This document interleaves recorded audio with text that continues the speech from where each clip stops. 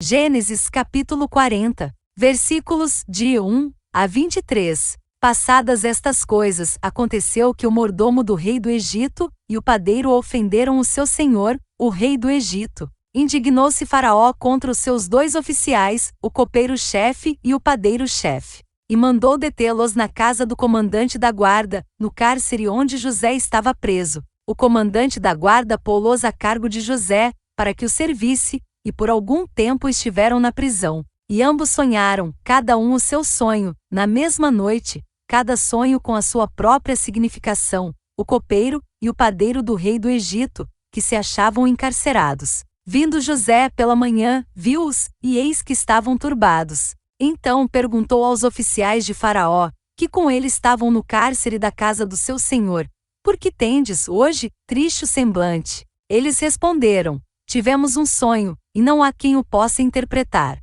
Disse-lhes José: porventura, não pertencem a Deus as interpretações? Contai-me o sonho. Então, o copeiro-chefe contou o seu sonho a José e lhe disse: em meu sonho havia uma videira perante mim, e na videira 3 ramos, ao brotar a vide, havia flores, e seus cachos produziam uvas maduras. O copo de Faraó estava na minha mão.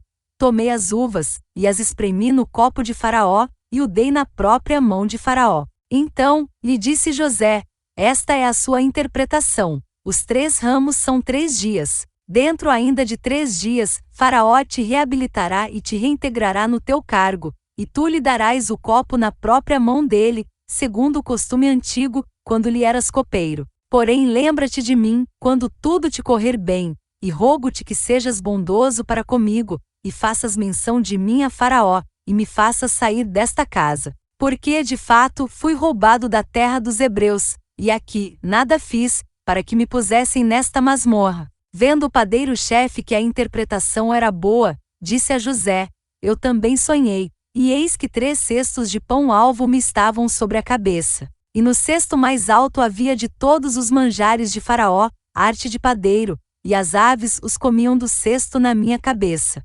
Então, lhe disse José: a interpretação é esta: os 3 cestos são 3 dias. Dentro ainda de 3 dias, Faraó te tirará fora a cabeça e te pendurará num madeiro, e as aves te comerão as carnes. No 3º dia, que era aniversário de nascimento de Faraó, deu este um banquete a todos os seus servos, e no meio destes, reabilitou o copeiro-chefe e condenou o padeiro-chefe. Ao copeiro-chefe reintegrou no seu cargo, no qual dava o copo na mão de Faraó.